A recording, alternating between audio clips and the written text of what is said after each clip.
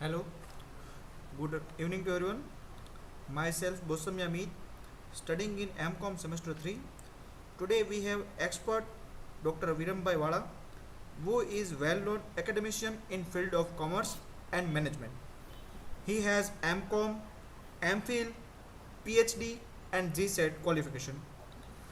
It is matter of privilege that he spread valuable time for us.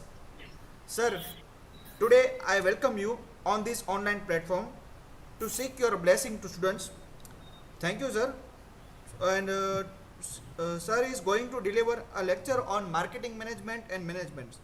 So thank you, Viram, sir. Now I hand over this session to you, Wala, sir.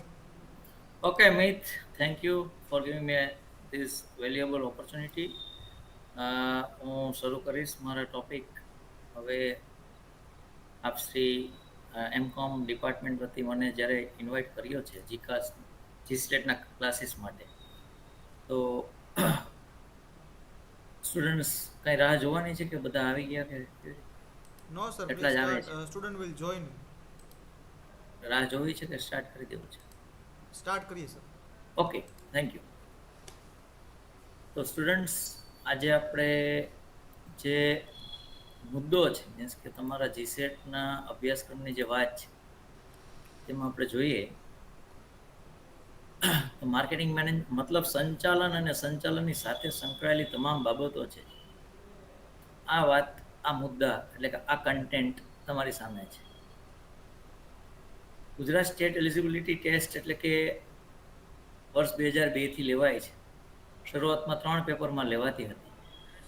હવે તેના 2 paper હોય છે, જેમાં બીજું paper છે એ subject આધારિત હોય છે, જેમાં કોમર્સ, જેમાં એકાઉન્ટ, ફાઇનાન્સ, માર્કેટિંગ, બાકીના બધા સબ્જેક્ટ્સ જે કોમર્સ રિલેટેડ છે તમામનો એક જ પેપરમાં સમાવેશ થાય છે, જેના 100 પ્રશ્નો હોય.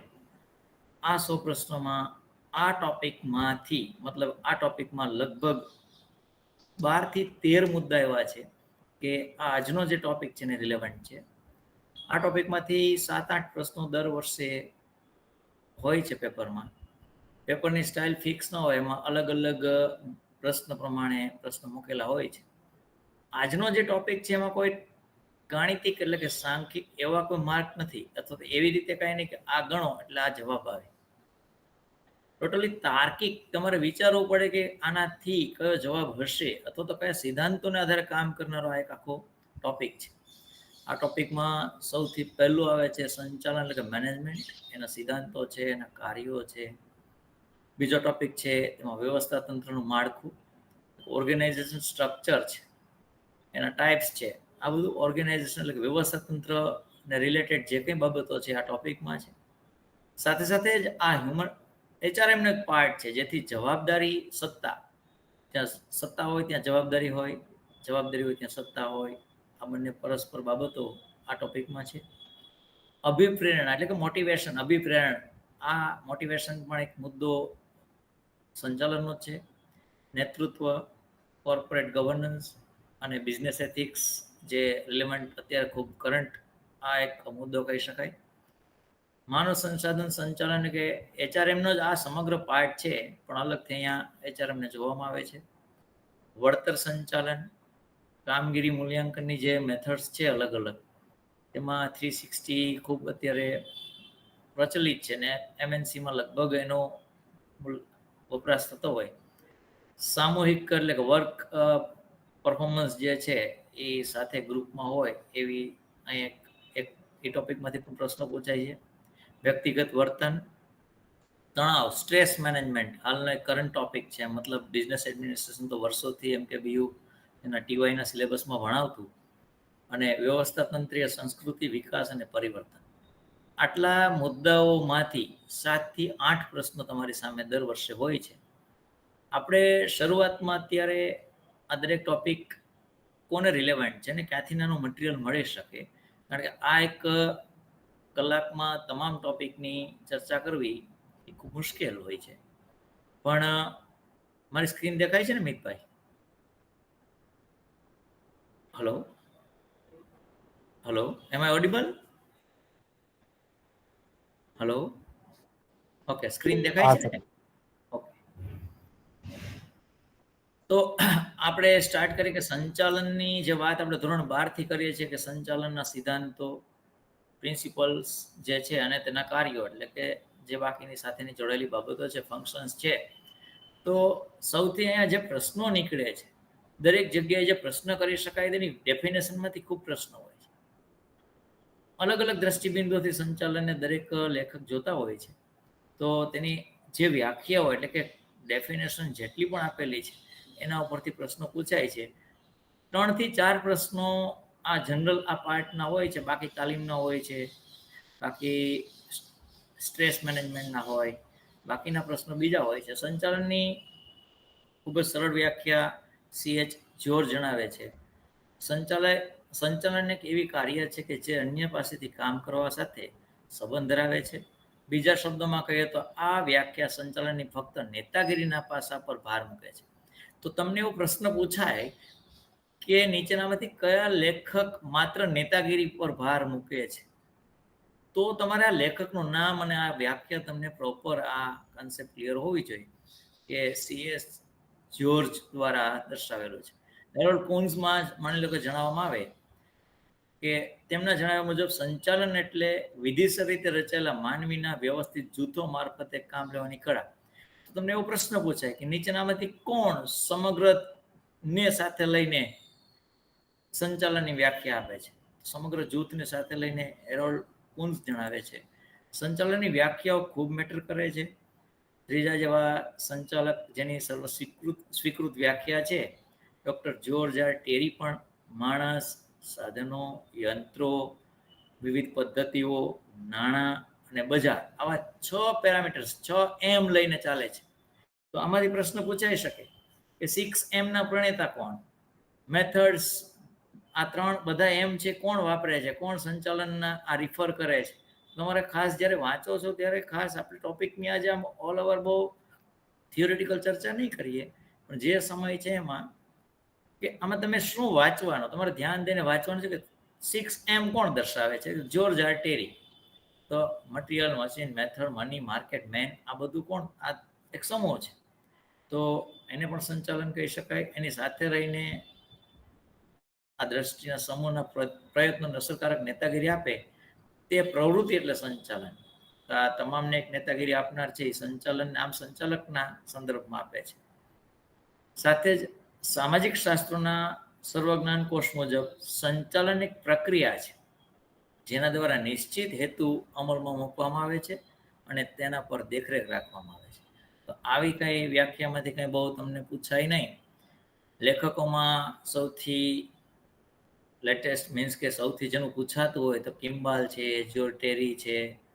તો કિમ્બાલ લખે છે, કિમ્બાલ એન્ડ કિમ્બાલ સંચાલનના કાર્યોનો સમાવેશ કરતી વિસ્તૃત વ્યાખ્યા જણાવે છે કે ધંધાકીય સાહસની સ્થાપના, તેની નાણાકીય વ્યવસ્થા, મૂળભૂત નીતિઓનું ઘડતર, સાધન સામગ્રીની પ્રાપ્તિ, ધંધાના વ્યવસ્થા તંત્રની રૂપરેખા અને મુખ્ય વહીવટકર્તાઓની પસંદગી, આ બાબતોને લગતી બધી જ ફરજો સંચાલનમાં આવી છે. તો અહીંયા યુનિવર્સલ વ્યાખ્યા જો કે આપતું હોય સમગ્ર ધંધાની, નાણાંની જરૂરિયાતથી માંડીને છેક સંચાલન કોણ કરશે ત્યાં સુધીની સમગ્ર વાત જો રજૂ કરતું હોય તો કિમ્બાલ એન્ડ કિમ્બાલ રજૂ કરે છે. સાથે ડાલ્ટન ને મેકક્લેન્ડ છે તો તે પણ જણાવે છે કે સંચાલન એક પ્રક્રિયા છે કે જેના દ્વારા સંયોજિત, સંકલિત અને સહકાર આધારિત માનવ પ્રયત્નો દ્વારા હેતુલક્ષી વ્યવસ્થા તંત્રનું સંચાલક સર્જન કરે છે.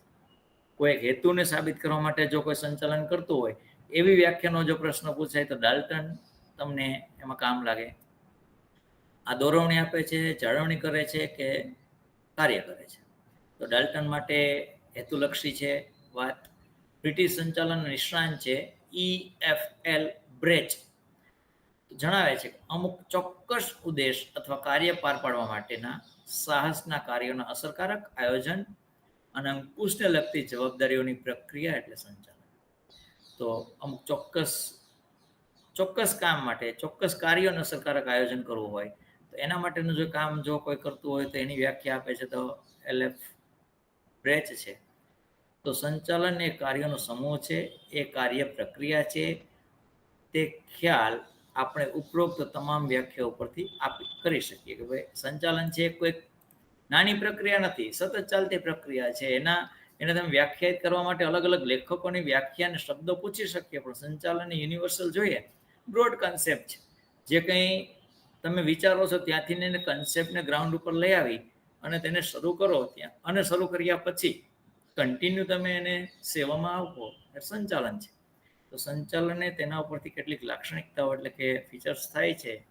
તો એમાં પહેલું, સંચાલન કાર્યનો સમૂહ છે, સત્તાધીશોનું મંડળ નથી. સંચાલનનું હાર્દ સંકલનમાં રહેલું છે.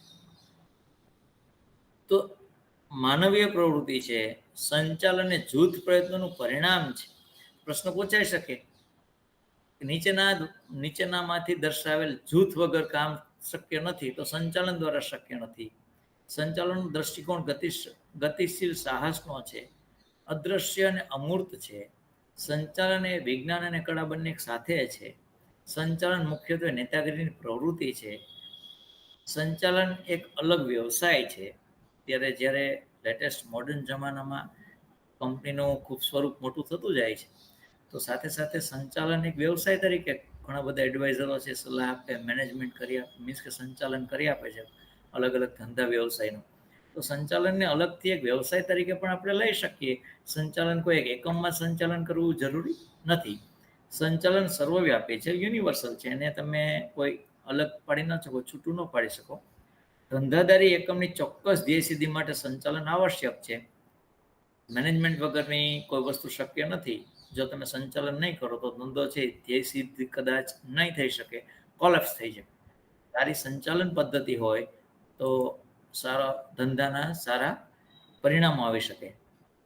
એના ઉપરથી સંચાલનનું મહત્વ, ઉપયોગિતા, ફાયદા અને લાભ તમારે પ્રસિદ્ધ થઈ શકે. તો કે સંચાલન દ્વારા આર્થિક પ્રગતિ અને સમૃદ્ધિ થઈ શકે, એટલા માટે સંચાલન કરવું છે. દરેક વ્યવસ્થાના સ્વરૂપ કે પ્રવૃત્તિમાં સંચાલન જરૂરી છે. અવિકસિત દેશોનું પછાતપણું સંચાલન ન હોય ને એટલા માટે છે. જો સારો મેનેજર હોય, સારું સંચાલન હોય તો વિકાસ થવાની શક્યતાઓ પૂરેપૂરી. સંચાલનનું આ મહત્વ છે. ધંધાની સફળતા માટે સંચાલન જરૂરી છે. અર્થપૂર્ણ અને અસરકારક કાર્યો સંચાલન દ્વારા જ શક્ય છે. રાષ્ટ્રીય દ્રષ્ટિએ એટલે કે નેશનલ લેવલે તમે જુઓ તો સારા નેતા હોય તો સારું સંચાલન થઈ શકે, ગુડ ગવર્નન્સનો પાર્ટ છે. તો આ બાબતો બધી જ સંચાલનમાં આવી જાય. દરેક ક્ષેત્રમાં ઉપયોગી છે. ઘરથી માંડીને તમે ઓફિસ હોય કે બિઝનેસ હોય કે કન્ટ્રી હોય કે ઇન્ટરનેશનલ લેવલે, પણ દરેક ક્ષેત્રમાં મેનેજમેન્ટ જરૂરી છે. ધંધાકીય એકમના કર્મચારીઓને પ્રેરણા આપે છે, પ્રોત્સાહન આપે છે, ઉત્સાહ ભરે છે. સંચાલન હોય સારું તો સતત પ્રેરણાત્મક સ્ત્રોત હોય તો સારું કામગીરી થઈ શકે, જે આપણે હમણાં વ્યક્તિગત વિકાસમાં જોઈશું. દરેક પ્રકારની વિચારસરણીમાં ઉપયોગી છે. આર્થિક સ્ત્રોતો, ઉત્પાદનના સાધનોનો શ્રેષ્ઠ ઉપયોગ જો કરવો હોય તો સંચાલન જરૂરી છે. બાકી ફાજલ નાણાં પડ્યા રહેશે, ફાજલ મેન પાવર રહી જશે, ફાજલ તમારી પાસે મશીનરી રહી જશે. જો યોગ્ય સંચાલન હશે તો તમામ બાબતોનો તમે શ્રેષ્ઠ ઉપયોગ કરી શકશો. માનવ સંસ્કૃતિના વિકાસમાં ફાળો નવો, મીન્સ કે અત્યારે લેટેસ્ટ તમે જુઓ તો CSR નવો તમારા પાસે મુદ્દો આવી ગયો છે, કોર્પોરેટ સોશિયલ રિસ્પોન્સિબિલિટીનો. તો એના માટે પણ સંચાલન છે એ જરૂરી છે. પરિવર્તનના પડકારોનો સામનો કરે છે સંચાલન. જ્યારે કંઈ નવા પરિવર્તનો આવે, ધંધામાં હોય, સમાજમાં હોય કે કન્ટ્રીમાં હોય, કોર્પોરેટ એટલે કે ફાઇનાન્શિયલ કોર્પોરેટ એટલે કંપની લેવલના હોય કે ટેક્સેશન સિસ્ટમના હોય, તો સંચાલન એક્સેપ્ટ કરે અને સાથે સાથે તેના સોલ્યુશન અને સારી રીતે કામ થઈ શકે તેવી પ્રક્રિયા કરે. તો સંચાલન એ સતત ચાલતી પ્રક્રિયા છે. સંચાલન સર્વગ્રાહી છે, એવરીવેર છે, એને છૂટું ન પાડી શકાય. સંચાલન તમારા માટે બ્રોડ ટોપિક છે. સંચાલન માટે તમારે, જે લોકો ભાવનગર યુનિવર્સિટીમાં જો કદાચ અભ્યાસ કરેલો હોય તો આવા સ્ટુડન્ટ્સ, NEP પહેલાંના સ્ટુડન્ટ્સ છો તમે, જ્યારે GSET આપી રહ્યા છો ત્યારે, તો તમારે સંચાલન માટે FY BComનું બિઝનેસ એડમિનિસ્ટ્રેશન, FY BComના બંને સેમ, SY BComના બંને સેમ અને TY BComના બંને સેમનું બિઝનેસ એડમિનિસ્ટ્રેશનની બુક હોય, તેમાંથી તમને પ્રાઇમરી ખ્યાલ મળી જાય છે કે એમાંથી એની બહાર તમારે સંચાલનમાં કશું લગભગ શોધવાનું નથી. હા, એમાં કદાચ એકાદ બે પોઈન્ટ ખૂટે છે, તે તમારે મેળવવાના રહેશે. સંચાલનના કાર્યો દરેક અલગ અલગ લેખકોએ અલગ અલગ રીતે આપેલા છે. તો સંચાલનના ફંક્શન ઓફ મેનેજમેન્ટમાં મીન્સ કે સંચાલનના કાર્યોમાં ફેયોલ આપે છે 4 કાર્યો: પ્લાનિંગ, ઓર્ગેનાઇઝેશન, આદેશ અને અંકુશ એટલે કે ઓર્ડર, અને અંકુશ એટલે કંટ્રોલિંગ. તો પ્લાનિંગ તમને હવે ધોરણ 12 થી 11 થી તમે આયોજન સમજતા હો છો, તો આયોજન છે સમજાવવાની જરૂર નથી. આપણે રૂપરેખા એટલે લઈએ છીએ આખા સિલેબસની, કે આ લેક્ચરના અંતે તમારી પાસે સિલેબસ, એના ટોપિક, અને આ સિલેબસમાં 2018 થી 2024 સુધીમાં જે પણ જીસેટમાં પ્રશ્નો પૂછાયા છે અને કયા ટોપિકમાંથી પ્રશ્ન પૂછાયા છે એનું તમામ બાયફર્ગેશન છે, એટલે એટલા ટોપિક તમારે કરવાના રહે, જેથી કરીને તમને લગભગ 99.99 એમાંથી પ્રશ્નો આવવાની શક્યતાઓ વધી જશે. તો અહીંયા વાત છે કોની, તો કે ફેયોલના કાર્યો 4 છે. સાથે સાથે કોન્સ અને ડોનાલ્ડ પણ એમનું વર્ગીકરણ છે, તો એ એક ઉમેરે છે. આયોજન છે એટલે કે પ્લાનિંગ છે, ઓર્ગેનાઇઝેશન છે, સ્ટાફિંગ કર્મચારી વ્યવસ્થા સંચાલનનો મુદ્દો છે, નેતાગીરી પૂરી પડે લીડરશિપ છે, લીડિંગ છે, આ પણ કોન્સ દ્વારા, અને અંકુશ એટલે કંટ્રોલિંગ મુદ્દો છે, સંચાલનનો એવરીવેર છે. તમે વિદ્યાર્થીઓ જે એક્ઝામ આપે છે એ ધ્યાન રાખો કે આપણે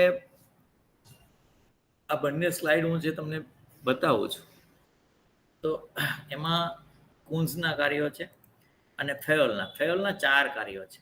તમને ખૂબ નાનો પ્રશ્ન પૂછાય છે કે નીચેનામાંથી કયું ફેયોલનું કાર્ય નથી, અથવા નીચેનામાંથી કયું કુંજનું કાર્ય નથી વર્ગીકરણમાં, સંચાલનમાં.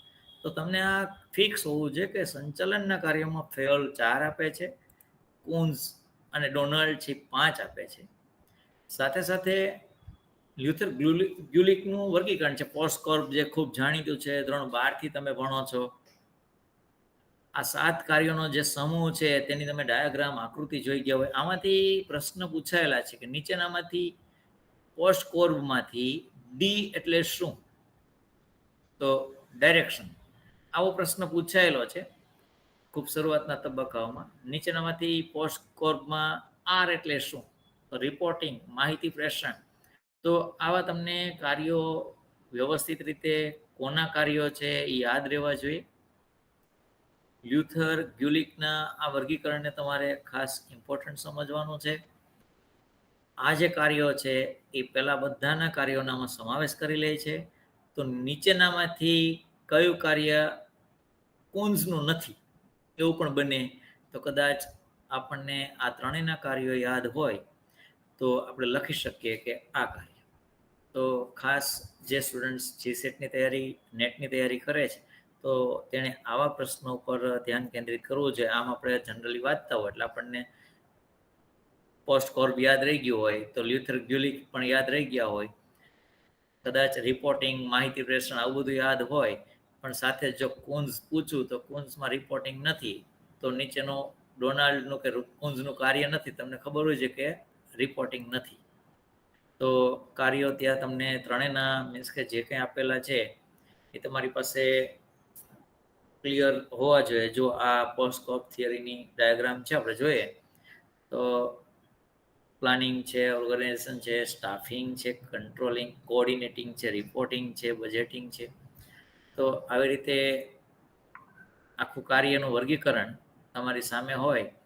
તમે સારી રેફરન્સ બુકનો ઉપયોગ કરી અને આ કાર્યને, આમાં બહુ ડીપમાં પૂછાતો નથી પ્રશ્ન કે આનું શું મહત્વ છે, આનું શું છે, એવું કશું આમાં બહુ વધારે ડીપમાં નથી. એટલે તમે કાર્યો ખાસ યાદ રાખો. હવે દરેક સંચાલનની વ્યાખ્યા આપનાર દરેક લેખકોની વિચારધારાઓ અલગ અલગ છે.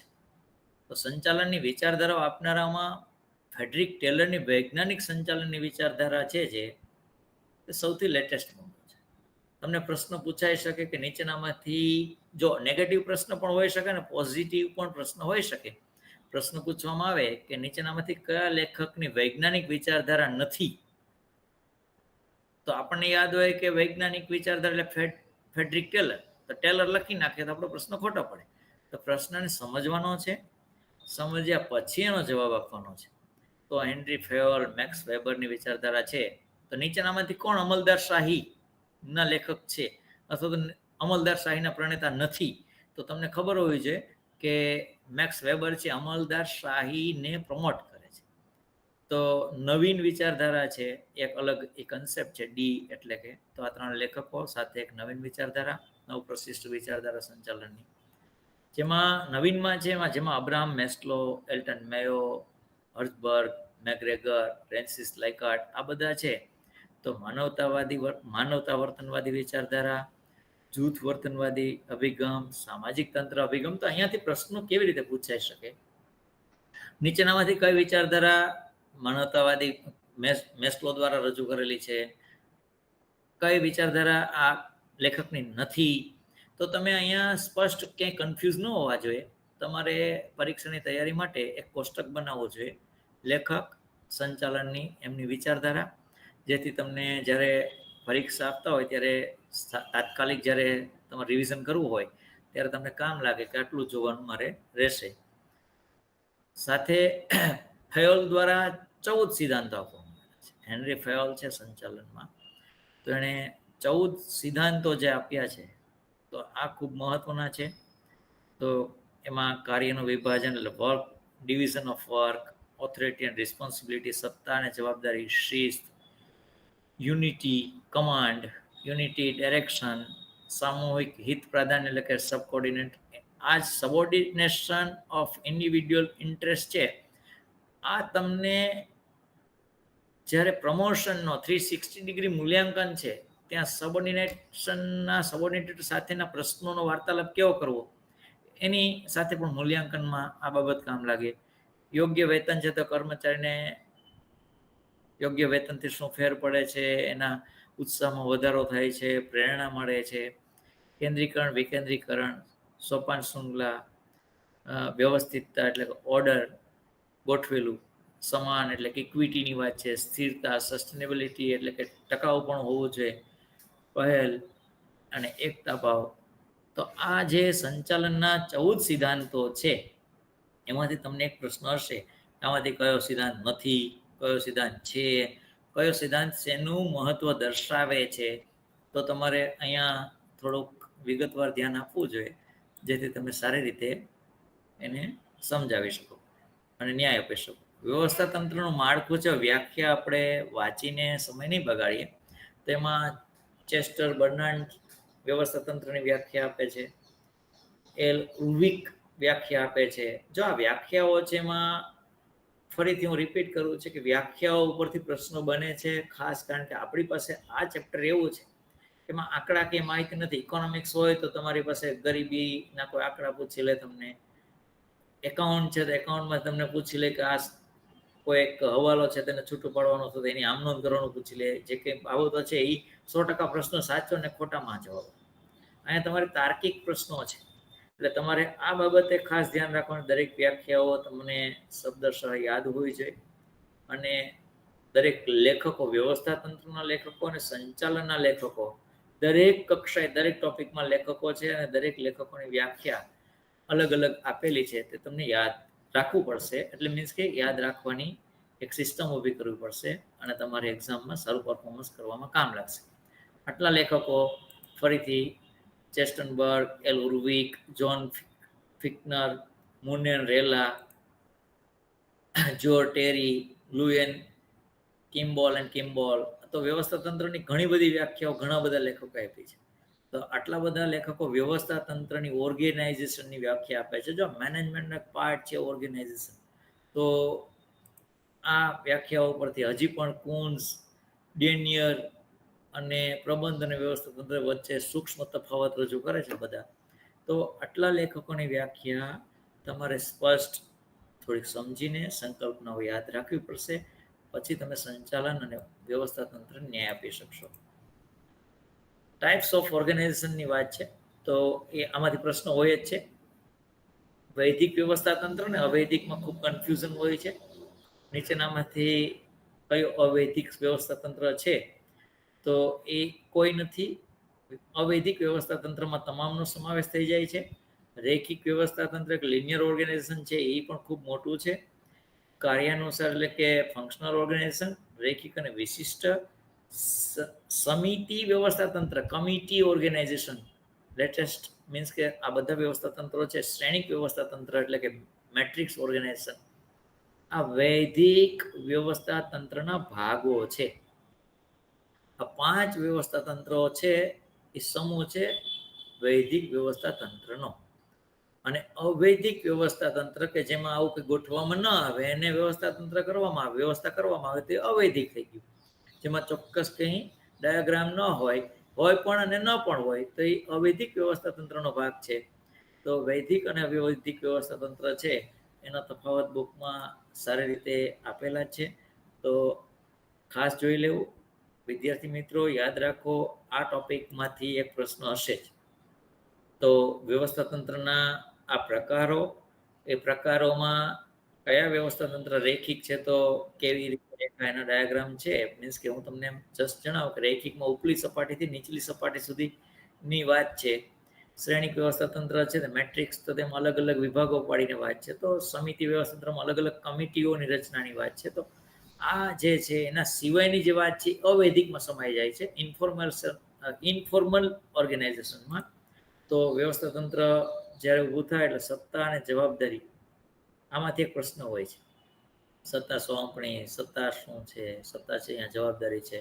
તો ઓથોરિટી એન્ડ રિસ્પોન્સિબિલિટી, તો એની વ્યાખ્યાઓમાં આપણે જઈએ તો વ્યાખ્યા તો હેનરી ફેયોલ આપે છે, કુન્સ છે, ઓડોનાલ છે, આ બંને લોકો વ્યાખ્યા આપે છે. તો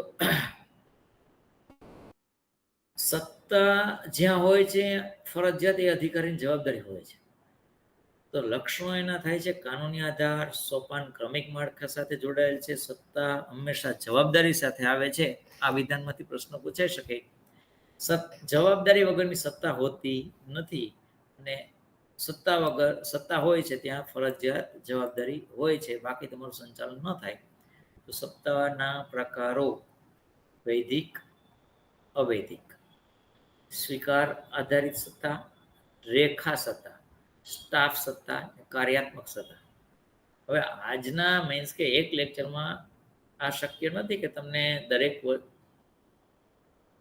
અહીંયા તમને થોડો વ્યાખ્યાયિત થાય કે વૈદિક સત્તા એટલે પદ અને નિયમો પર આધારિત અધિકૃત સત્તા છે. કે માની લો કે મને પ્રમોશન મળતું જ હોય ને હું ચીફ જનરલ મેનેજર બનવાનો હોય તો બનવાનો હોય, વૈદિક.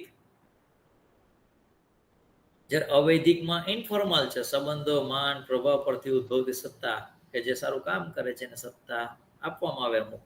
સ્વીકાર આધારિત સત્તા, કર્મચારી આદેશને સ્વીકારીને પાલન કરે ત્યારે જ સત્તા કાર્ય કરે છે. અને રેખા સત્તા એટલે કે લાઈન ઓથોરિટી, ઉપરથી નીચે સીધી આજ્ઞા આપવાની સત્તા છે એમાં. એટલે કે વન વે છે, એમાં ઉપરથી આદેશ આવે છે, નીચે વાળાએ પાલન કરવાનું હોય છે ફોરમેન સુધી અને સીધે કામદારો સુધી. સ્ટાફ સત્તા, સલાહકાર નિષ્ણાંતોને મળતી સલાહ આપવાની સત્તા. અને કાર્યાત્મક સત્તા એટલે નિષ્ણાંતોને પોતાના કાર્યક્ષેત્રમાં અન્ય પર સીધી અસર કરવાની સત્તા.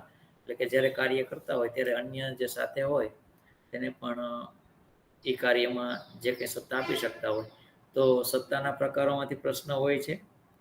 વૈદિક કઈ છે, અવૈદિક કઈ છે, ઉદાહરણ પૂછી લે છે. હમણાં આપણે જ્યારે પ્રશ્નો ઉપર જઈશું છેલ્લા 5-7 વર્ષના પ્રશ્નો ઉપર, એમાંથી પ્રશ્ન આવશે એટલે તમને અંદાજ આવશે કેવા પ્રશ્નો પૂછાય. ઓથોરિટી એન્ડ રિસ્પોન્સિબિલિટી, તો જવાબદારી સેમ એનો પાર્ટ છે. જ્યારે સત્તા આવે તો મારી ઉપર એક જવાબદારી, મારે કાર્ય કરવું પડે. હક અને ફરજો જેમ પાર્ટ છે એમ સત્તા અને જવાબદારી બે એકબીજાની સિક્કાની બે બાજુ છે. ફરજ પાલન માટે કર્મચારી પોતાના અધિકારને જવાબદાર રહે છે કે મારે કરવું જ પડશે. તો એની વ્યાખ્યાઓ પણ આપેલી છે. એમાં જવાબદારી એટલે અધીનસ્થ, એટલે પોતાને સોંપેલી જે કંઈ કામની ફરજો છે એને યોગ્ય રીતે બજાવવી એટલે જવાબદારી. તો એના લક્ષણો તો કે જવાબદારી સત્તા સાથે સંતુલન એટલે કે બેલેન્સ રાખવું, વારંવાર ટાળવાની નથી વાત, હંમેશા ઉપરની તરફ જવાબદારી એટલે કે નીચે લોકોને આપણે એની પાસેથી કામ કરાવવાનું છે, સત્તા હોય છે ને ઉપરી લોકોની ઉપરથી જે આવે છે આદેશોનું આપણે પાલન કરવું છે, એની આપણે કામ સારી રીતે કરવાની જવાબદારી રહે છે.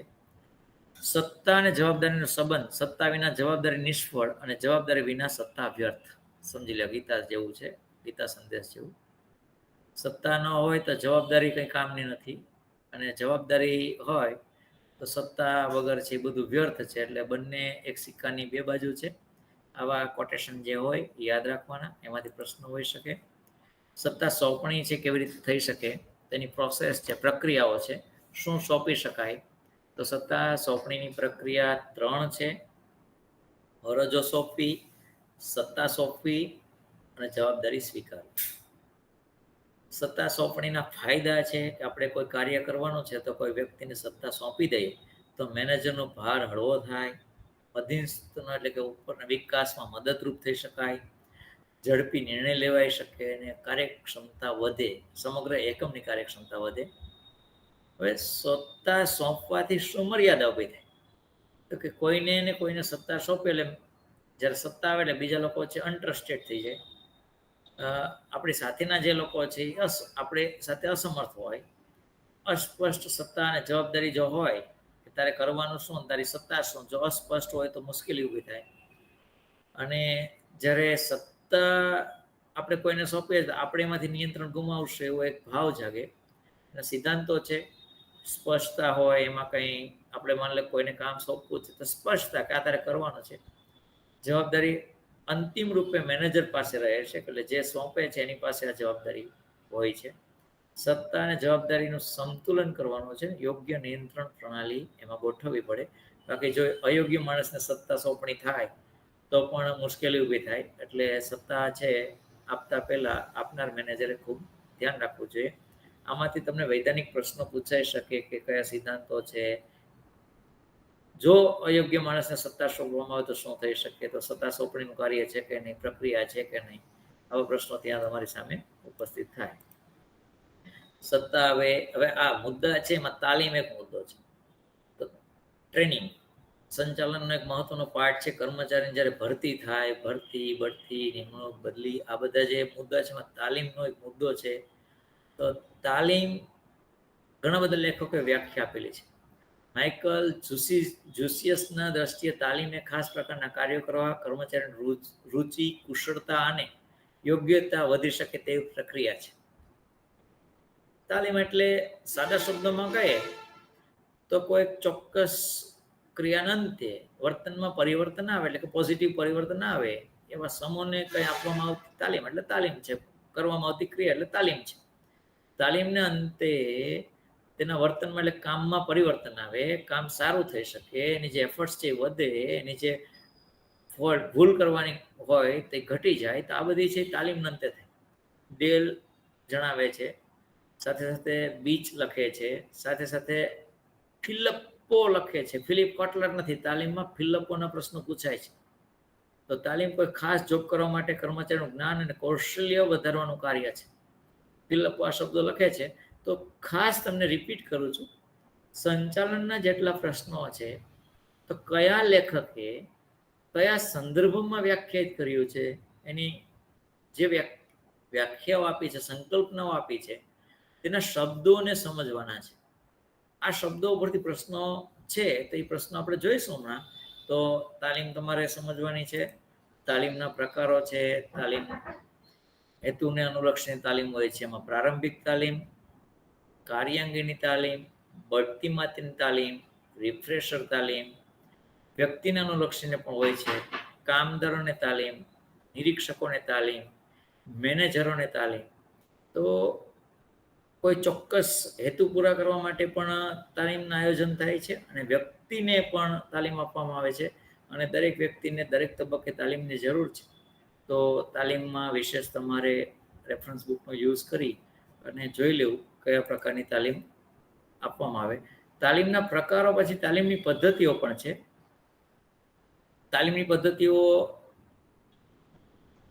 ખાસ જો તો કાર્યસ્થળે તાલીમ, એપ્રેન્ટિસ એટલે કે તમે કામ કરો છો ત્યાં જ તાલીમ આપે. એપ્રેન્ટિસ ચેક કોઈ જગ્યાએ તમને મોકલવામાં આવે 5, 7, 2, 5 મહિના સમય. અને એનઈપીમાં એપ્રેન્ટિસ જે ફરજિયાત છે. સેમ 6માં તમારે કોઈ જગ્યાએ જવાનું, કામનો વર્ક પ્લેસ, તમારે કામનો અનુભવ લઈ આવે જેથી તમારે જે કામ કરવું છે એમાં તમે કુશળ થઈ શકો. વેસ્ટિબ્યુલ તાલીમ, ઇન્ટર્નશીપ તાલીમ, અન્ય પદ્ધતિઓ છે. તો નિરીક્ષકોને તાલીમ છે, એમાં આ તાલીમ જે કામદારોને છે. આ નિરીક્ષકોને પરિષદ પદ્ધતિ, કેસ પદ્ધતિ, નાટક પદ્ધતિ, ધંધાદારી રમતો, ઉદ્યોગની વચ્ચોવચ્ચ એટલે કે ત્યાં જ તાલીમ. કામદારોની તાલીમ અલગ છે. હવે જે સંચાલકો છે અથવા તો મધ્ય સપાટીમાં કામ કરનારાઓ છે તેમની તાલીમ છે સંમેલનોથી કોઈને કેસ સ્ટડી આપવામાં કે આવા પ્રશ્નો થાય તો તમે શું સોલ્યુશન કરી શકો, તો એવી તાલીમ. સાથે સાથે નાટકો એટલે ડ્રામા ભજવીને તમે એનું સોલ્યુશન લઈ આવી શકો એવી તાલીમ. ધંધાકીય રમતો હવે ખૂબ ક્રેઝ વધી ગયો છે કે બિઝનેસ ફેર થતા હોય કોઈ પણ જગ્યાએ, તો બિઝનેસ મીટ થતી હોય ત્યાં આવા મીન્સ કે લોકો છે એ ધંધાકીય રમતો ડેવલપ કરે અને જેથી લોકોને તાલીમ મળે કે આવું કરવું જોઈએ. ઉદ્યોગની વચ્ચો વચ્ચ એટલે મીન્સ કે ઉદ્યોગ ચાલુ હોય ત્યાં તમારે ઓન ધી જોબની વાત છે એમાં પણ તાલીમ આપી શકાય. સાથે સાથે મોટિવેશનની વાત છે તો મોટિવેશનમાં પણ તમામ લેખકો જે વ્યાખ્યા આપે છે, જુસિયસ છે, સીટી મોર્ગન છે, ટેરી છે, પ્રેચ છે, ડાલ્ટન મેકલેન્ડની અન્ય વ્યાખ્યાઓ છે, તો સ્કોટ છે.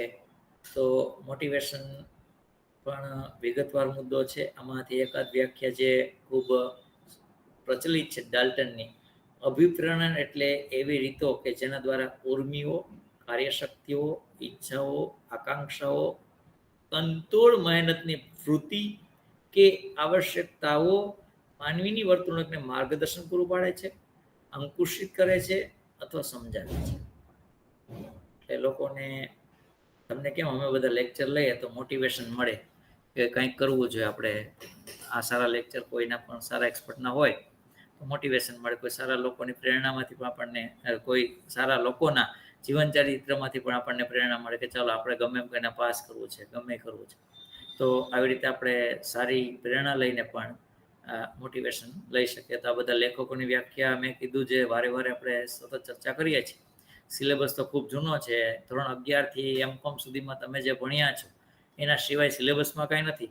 પણ એ સિલેબસમાંથી કેવું પૂછાય છે, પ્રેઝન્ટ કેવી રીતે કરે છે અને તમારે એને કેવી રીતે લખવાનું છે એ જ મહત્વનો મુદ્દો છે. એટલે આપણે અહીંયા આછેરી ઝલક અત્યારે એ જ આપી રહ્યા છીએ કે અભિપ્રેરણ તમે ભણી ગયા છો, મોટિવેશન તમને ભણાવવાની જરૂર નથી. અમારા કરતાં ઘણા લોકો સારું જાણતા હોય, પણ આ વ્યાખ્યાઓ છે સારી રીતે તમે સમજો અને એને તમારી નોટ્સ બનાવો. હવે જરૂરિયાતોનો મેસ્લોઝનો જે સિદ્ધાંત છે તો એ ખાસ એમાંથી પ્રશ્ન હોય છે. જરૂરિયાતોના સિદ્ધાંત મેસ્લોનો હેરાર્ચી ઓફ નીડ્સનો જે છે સિદ્ધાંત, એની તમારી સામે એક ડાયાગ્રામ અત્યારે રજૂ છે. તો એની વિગતવાર ચર્ચા તો ડાયાગ્રામમાં આપેલી છે, ટોપિક લઈને સમજાવવાની જરૂર નથી. પણ આ પદ્ધતિમાંથી આ મેસ્લોના સિદ્ધાંતમાં એક પ્રશ્ન હોય છે. તો કેવી કેવી લોકોને જરૂરિયાત હોય એના વિશે આખો એક લેક્ચર જોઈએ, પણ આમાંથી એક પ્રશ્ન હોય છે. એટલે તમારે મેસ્લોને જરૂરિયાતના સિદ્ધાંતને સારી રીતે સમજવો અને સારી રીતે એની નોટ્સ તૈયાર કરવી. હવે હર્ઝબર્ગ 2 ફેક્ટર પ્રિન્સિપલ છે, જોબ સેટિસ્ફેક્શન છે, જોબ ડિસેટિસ્ફેક્શન છે. તો આ કાર્યસ્થળે જે તાલીમ હોય તો એમાં શું ફેરફારો કરી શકાય એના માટેનો એક સિદ્ધાંત છે. સાથે હવે નેતૃત્વની વાત છે, નેતાગીરીની વાત છે, લીડરશિપની વાત છે. તો લીડરશિપમાં આગળ જ્યારે આયોજનમાં જે જોઈ ગયા, મીન્સ કે ચાર બધા લેખકોના અલગ અલગ શબ્દો સમજીએ છે, એમાંથી નેતાગીરી છે, કેવો નેતા હોવો જોઈએ. તો આમાંથી એક પ્રશ્ન હોય છે દર વખતે. અલગ અલગ પદ્ધતિઓ છે. આપ ખુદ કે સરમુખત્યારશાહી નેતા છે, સહભાગીદાર એટલે પરસ્પર બધાની સાથે મસલતો કામ કરે છે અને સાથે સાથે લઈને ચાલે છે. આપખુદ નેતાગીરી અથવા સરમુખત્યારશાહી નેતાગીરી એટલે કે એ બંનેનો એક સમન્વય છે. તો બેમાંથી એક હોઈ શકે. તો આવી જેટલી નેતાગીરીની પદ્ધતિઓ છે તો એમાંથી પણ એક પ્રશ્ન હોય કે નેતા કેવો હોવો જોઈએ, આમાંથી કયું સ્વરૂપ આ નેતાનું છે કે નહીં.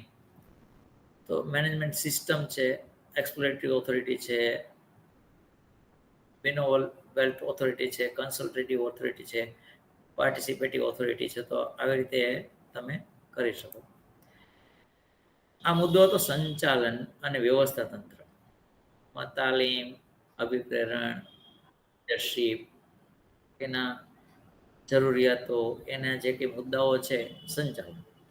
તમારામાં નવો એક મુદ્દો અત્યારે હાલમાં બીકોમ સેમ 3માં NEPમાં તમારે જો રેફરન્સ બુકો જોતી હોય, કદાચ મને એમ હોય કે ઇંગ્લિશ મને જેટલું આવડે એટલું જ જો કોઈ આવડતું હોય તો ગુજરાતીમાં સેમ 3માં બિઝનેસ એડમિનિસ્ટ્રેશન મેજર સબ્જેક્ટમાં કોર્પોરેટ ગવર્નન્સ આખો એક સબ્જેક્ટ છે અને ભાવનગર યુનિવર્સિટીમાં ચાલે છે.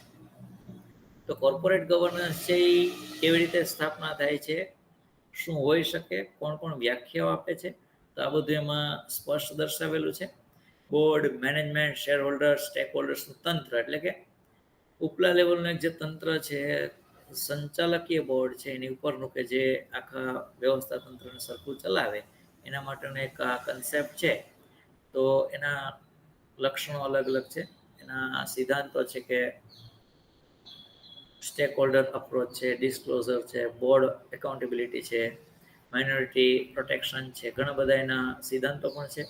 ભારતીય પરિપ્રેક્ષમાં સેબીની ગાઈડલાઇનમાં કામ કરે છે. સાથે સાથે કંપની એક્ટ 2013ની ક્લોઝ 49માં કોર્પોરેટ ગવર્નન્સ છે એ ભારતીય પરિપ્રેક્ષમાં દર્શાવેલું છે. આવો પ્રશ્ન પૂછાઈ શકે જ્યારે કોઈ ડેટને, કોઈ એક્ટને કે કોઈ ગાઈડલાઇનને લઈને જો પૂછે પ્રશ્ન, તો આ પ્રશ્ન છે આમાંથી નીકળી શકે.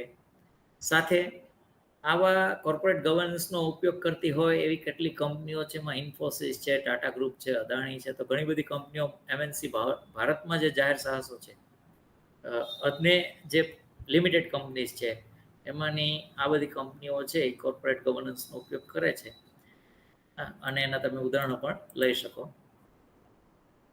સૌથી મહત્વનો અત્યારે લેટેસ્ટ કોર્પોરેટ ગવર્નન્સની સાથેનો એક લેટેસ્ટ કન્સેપ્ટ ગુજરાતી મીડિયમમાં બિઝનેસ એડમિનિસ્ટ્રેશનમાં બીકોમમાં સેમ 3 અને 4માં બિઝનેસ એથિક્સ અને કોર્પોરેટ ગવર્નન્સ 2 ચેપ્ટર છે. બંને વિષય તરીકે ચાલે છે અને તમને ગુજરાતી સાહિત્ય પુષ્કળ મળી રહેશે.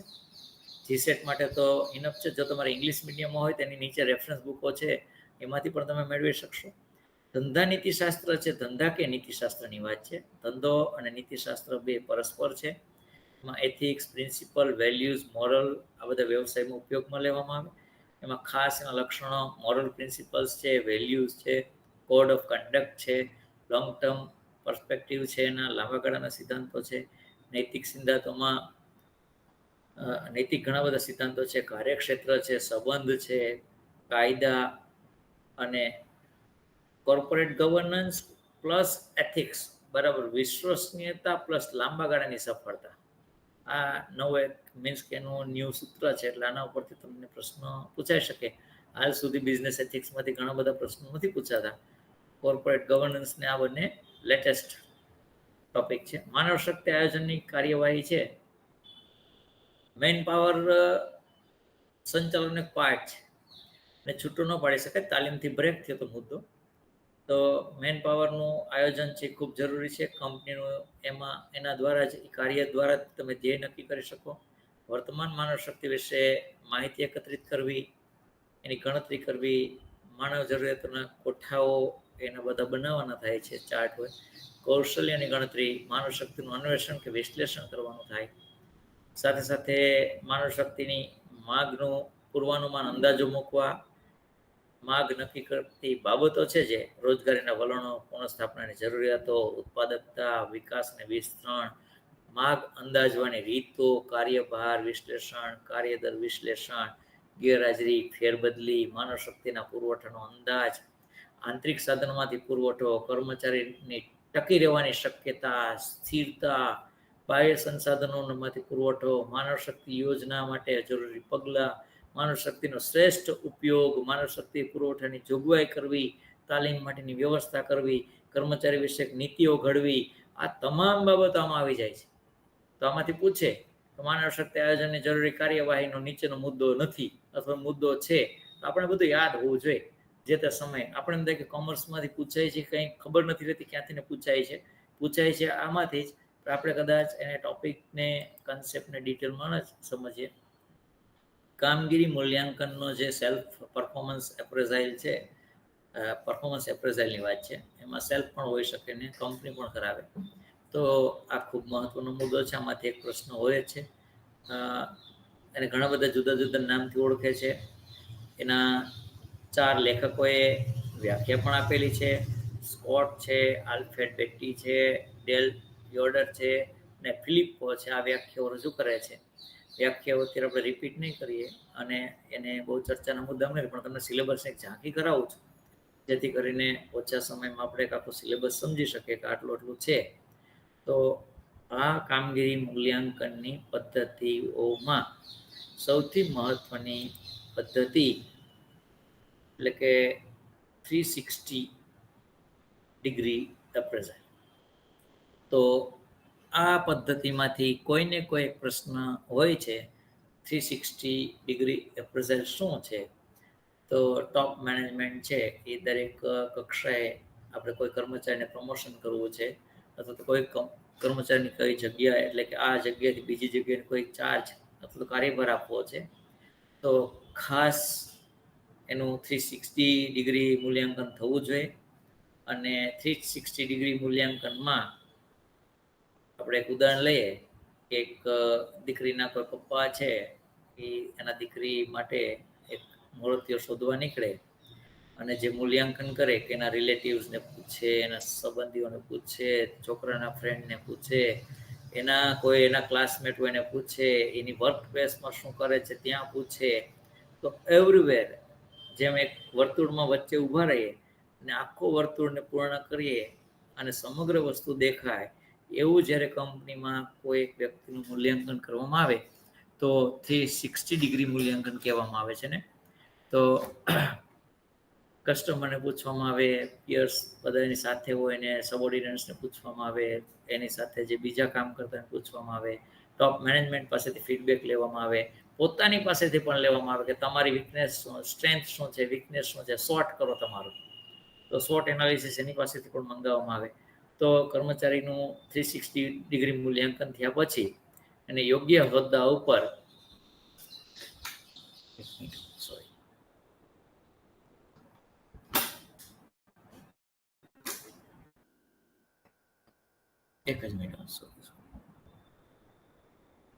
ઓકે, તો તેને મુખ્ય હોદ્દા ઉપરથી કે પ્રમોશન આપવું અથવા તો સારી જોબ માટે અથવા તેને રાખવા કે નથી રાખવા એના નિર્ણય લેવા માટે 360 ડિગ્રી મૂલ્યાંકન છે એ ખૂબ અમલમાં છે. ખૂબ રાષ્ટ્રીય કક્ષાની કંપનીઓ MNC જેટલી છે, લગભગ તમામ જગ્યાએ એનું મૂલ્યાંકન આવી રીતે હોય છે.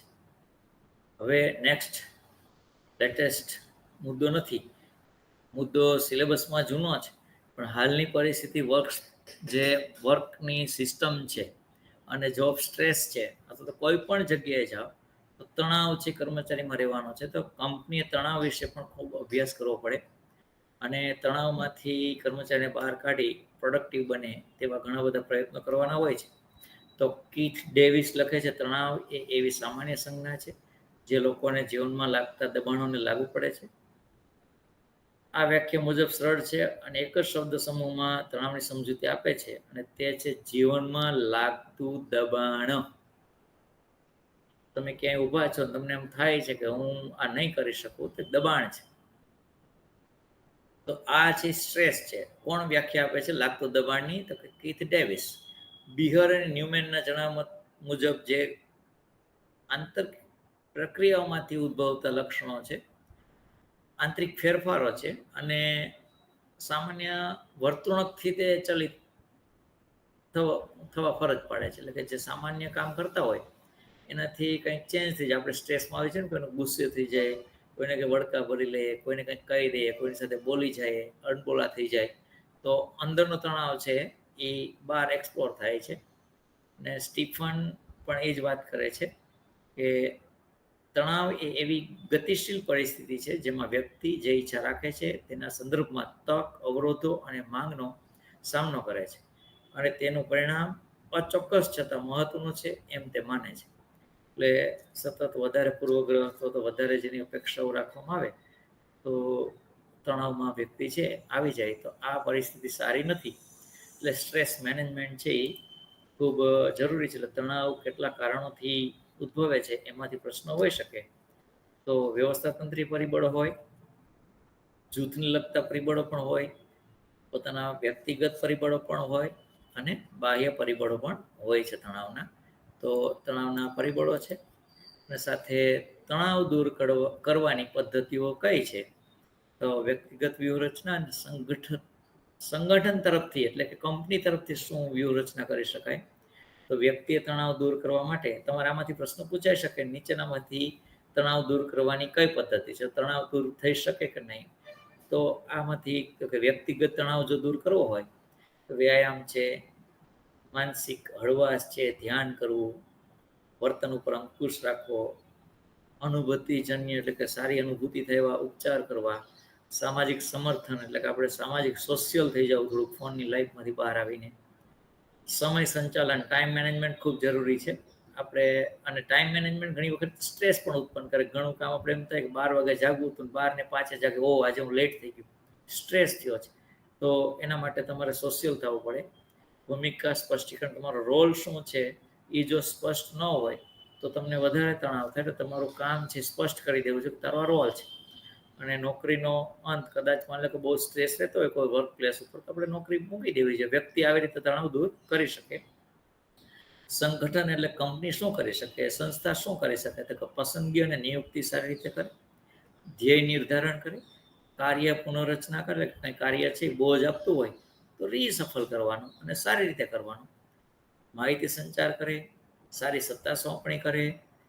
જેના સુપરવાઇઝરો છે ટોક ટોક કરતા અમલદારશાહી કરતા હોય તો એને પણ તાલીમ આપવામાં આવે કે સોફ્ટ થઈ જાઓ, લિબરલ થઈ જાઓ, જેથી પણ તણાવ ઓછો થઈ જાય. તણાવમાંથી શિબિર કરવામાં આવે તો મુક્તિ મળી શકે એવું માને છે લોકો. સલાહ મસલતની જોગવાઈ, વ્યવસ્થા તંત્રમાં માળખાકીય ફેરફારો એટલે કે જે સિસ્ટમ વ્યવસ્થા તંત્રની હોય પ્રકારો આપણે જોઈ ગયા, રેખિક ને જે કંઈ છે તો મેટ્રિક્સ એમાંથી કંઈ સુધારો કરી શકાય.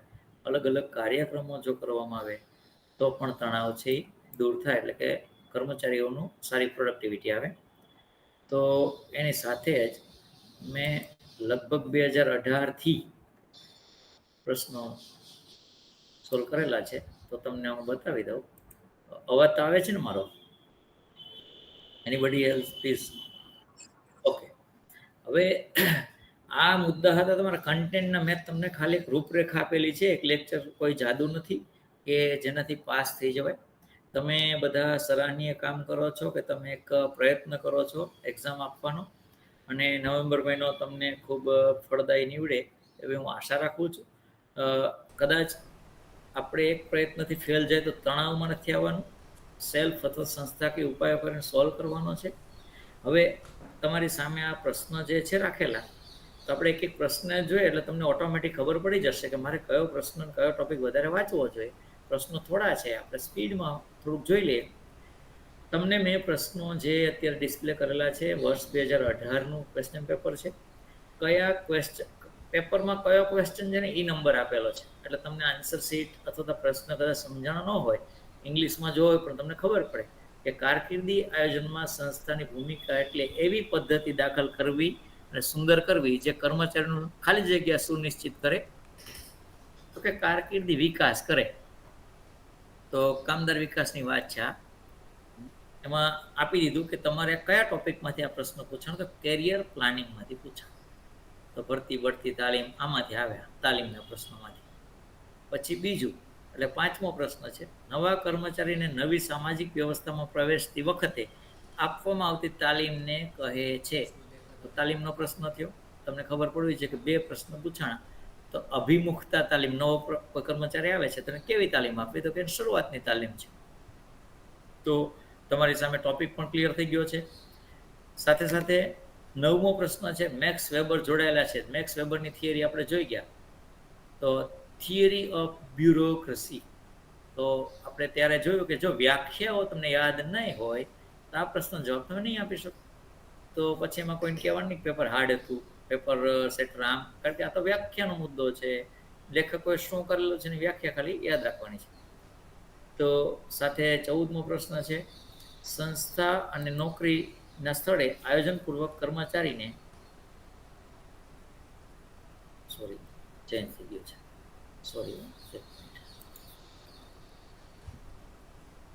સંસ્થા અને નોકરીના સ્થળે આયોજનપૂર્વક કર્મચારીને આપવામાં આવતા પરિચયને કહે છે. તો જનરલ પ્રશ્ન છે, તો પરિચયને કહે છે પરિચય. આગળનો 16મો પ્રશ્ન છે 18નો જ, ટાઈમ અને motion sir study. Hello sir, હા. સોરી હા. ટુ ડિસ્ટર્બ યુ બટ આમાં પીપીટી શો થાય છે અને ઓકે ક્વેશ્ચન ઓકે નથી શો થતા. ઓકે. પીપીટીને હું પહેલા બંધ કરી દઉં છું. Okay okay, sorry. Screen sharing હોય ગયું ને? હા ફરીથી હું તમને સ્ક્રીન શેરમાં લઈ જાઉં છું. ઓકે સર, હવે મિતભાઈ પર કેજો સર. હા હા આવે છે હવે question? No yes now okay. Visible sir, yes. Number please zoom out, પ્રશ્ન. Please zoom. Yes now clear. Yes sir. Okay, હવે આપણે 16મો પ્રશ્ન 18ના પેપરમાં 16મો પ્રશ્ન ટાઈમ અને મોશન સ્ટડી કોના દ્વારા કરવામાં આવે છે? જો ખાસ ટાઈમ સ્ટડી મોશન સ્ટડી છે એ ટાઈપ્સ ઓફ ઓર્ગેનાઇઝેશનના પાર્ટ્સમાંથી આપણે લઈ આવીએ છીએ. જો ટોપિક ક્યાં છે તમારે કેટલું ઝીણું વાંચવું પડશે. તો આવી રીતે પ્રશ્ન મેં બાયફર્ગેટ કર્યા. 19મો પ્રશ્ન જો કોર્પોરેટ સોશિયલ રિસ્પોન્સિબિલિટી કોર્પોરેટ ગવર્નન્સમાંથી પ્રશ્ન પૂછાણો 2018માં, તો ત્યારે પણ આ પ્રશ્ન હતો. 23માં છે મોટિવેશનની ઇન્ફોર્મેશન થિયરી પ્રણેતા કોણ છે? તો મોટિવેશનનો પ્રશ્ન છે. જો અહીંયા તમારે વ્યાખ્યા ફરજિયાત યાદ રાખવી પડે. જે હું તમને કહેતો આવું છું કે તમે વ્યાખ્યા જો પાકી કરી નાખશો, મતલબ ગોખવાની વાત નથી, સમજી જશો તો સ્કિનર છે તો મોટિવેશનની વાત કરે છે એ આ મુદ્દાની વાત કરે છે એમ. સાથે 25મો પ્રશ્ન છે એમનો, એક મુલાકાત ઇન્ટરવ્યૂ જેમાં મુલાકાત લેનાર જૂથ અરજદાર એપ્લિકાન્ટને પ્રશ્ન પૂછે તે, એટલે કે પેનલ ઇન્ટરવ્યૂ કહેવાય. તો જનરલ એટલે કે ઇન્ટરવ્યૂનો પ્રશ્ન છે, ભરતીનો પ્રશ્ન થયો. સાથે નિરીક્ષક સુપરવાઇઝર દ્વારા હાથ નીચેના કર્મચારીની સંખ્યા જે અસરકારક રીતે નિયંત્રિત થતી હોય તેને જનરલ મેનેજમેન્ટનો પ્રશ્ન છે. નિયંત્રણનો ગાળો કહેવામાં આવે છે. 49 પ્રશ્ન નંબર, સંચાલનમાં માનવ સંબંધોનો અભિગમ જોડાયેલો છે. તો મેયો આવું કહે છે સંચાલનની વ્યાખ્યા. તો આ આપણને ખબર હોવી જોઈએ. હમણાં વ્યાખ્યામાં જે આપણે ખાસ કોન્સન્ટ્રેશન કર્યું કે તમારે આવી એક ચાર્ટ બનાવી નાખવાનો. મેનેજમેન્ટ, આયોજન, પ્લાનિંગ, જે કંઈ છે ઓર્ગેનાઇઝેશન, આ તમામના લેખકો કોણ છે, સામે શું કહેવા માગે છે, જેથી કરીને તમે ડાયરેક્ટ એને અહીંયા રિફ્લેક્ટ કરી શકો. 51મો પ્રશ્ન છે, કોણે કહ્યું કે સંચાલનને લોકો પાસેથી કામ લેવાની કળા છે? તો પીટર એબ્ડક્ટર એવું કહે છે કે આ કામ લેવાની કળા છે. ગોર્ડનનું મોડેલ સંબંધિત છે ડિવિડન્ડ નીતિ ઉપર છે. તો આ એક એકાઉન્ટનો પ્રશ્ન હતો કદાચ, મને એમ લાગે છે, પણ અહીંયા આવી ગયો છે. સાથે સફળતાપૂર્વક સ્ટ્રેટેજીના અમલનું 7S મોડેલ સ્ટ્રેટેજી મેનેજમેન્ટમાંથી એટલે કે સંચાલનનું છે. મેકિન્સન એન્ડ કુ છે તો આ આપે છે. 65 નીચેનામાંથી કયા કારણો વ્યવસ્થા તંત્રના સાહજિક વૃદ્ધિ સાથે સૌથી નજીકથી સંબંધ ધરાવે છે? ઓર્ગેનાઇઝેશન એટલે કે વ્યવસ્થા તંત્રનો પ્રશ્ન છે. તો એમાં પણ જવાબ છે અન્ય વર્ગ અથવા વર્ગ સમૂહમાં જોડાયેલા હોવાનું માનવું એ વલણને ખાલી જગ્યા કહે છે. તો સ્ટીરિયોટાઇપ વલણ કહે છે. તો મેનેજમેન્ટનો થયો પ્રશ્ન. તો ગેમ થિયરી એ એકૃત સ્વતંત્ર પસંદગી કરવા લોકોનો અભ્યાસ છે. તો સંચાલનના પ્રશ્ન છે એ જનરલ મેનેજમેન્ટનો પ્રશ્ન છે. 86મો પ્રશ્ન સાઈડમાં રહી ગયો. 2018માં આટલા પ્રશ્નો પૂછા. 2019માં 10મો પ્રશ્ન સિદ્ધિની જરૂરિયાત, જોડાણ અને શક્તિના સિદ્ધાંતો સાથે સંકળાયેલી છે. તો અભિપ્રેરણ જનરલ મેનેજમેન્ટનો છે. પ્રેરણામાંથી વાત થઈ. નીચેના સિદ્ધાંતો પૈકી ક્યુ ભરતી સાથે સંકળાયેલું નથી? જો નેગેટિવ પ્રશ્ન છે, આપણે જો એમાં હા કરી નાખીએ તો પ્રશ્ન ખોટો પડે. 30મો પ્રશ્ન, શિષ્ટ અનુકૂલનનો ખ્યાલ કોણે આપ્યો? તો ઇવાન પાવલો. તો આ સાયકોલોજીકલ પ્રશ્ન છે, મેં ખાલી લીધો છે. પાવલો, રસ્કિન પાવલો છે એ બધા સાયકોલોજીકલ છે પ્રશ્ન. જેકોબ લેવી મેરોના દ્વારા રચિત અને વિકસિત સોશિયોમેટ્રિક વિશ્લેષણ પ્રાથમિક ખાલી શિક્ષણ સાથે સંબંધ ધરાવે તો પીટર એફ ઠક્કર. તો અભિપ્રાયણમાંથી મીન્સ કે એક પ્રશ્ન લેવાનો છે મેનેજમેન્ટનો. માર્કેટના 7S ઢાંચા એટલે મોડેલમાંથી કોનો સમાવેશ થતો નથી? જો ક્રિસ આર્ગરી છે એ આ નથી કહેતા, સ્ટ્રેટેજી મેનેજમેન્ટનો પ્રશ્ન છે. એક મિનિટ. હલો હા 10 મિનિટ. હા 10 મિનિટ. 10 મિનિટ. હા હા. તો આવી રીતે આ પ્રશ્નો 62મો પ્રશ્ન તો આવી કદાચ ઉમેદભાઈ તમને આ બાયફર્ગેશન વાળું છે આખો ચાર્ટ એ તમે મને નંબર મોકલો એટલે હું વોટ્સઅપ કરી દઉં કારણ કે આ પ્રશ્નનું આખું એક એનાલિસિસ છે. તો તમે જોઈ શકશો મેં મારા પ્રયત્નોથી 20માં જીસેટ નથી લેવાની, 21માં લેવાની છે જીસેટ. તો એના પ્રશ્નો કેવી રીતે પૂછાય, કેવી સ્ટાઇલ છે, તો આખું શોર્ટ આઉટ કરેલું છે. તો 24 સુધીના પ્રશ્નો છે, એમાં 360 ડિગ્રી છે, ઐતિહાસિક ખર્ચ છે, આ તમામ પ્રશ્નો છે, સ્ટ્રેટેજી મેનેજમેન્ટના છે. તો આવી રીતે આપણે સમગ્ર રજૂ કરી શકીએ.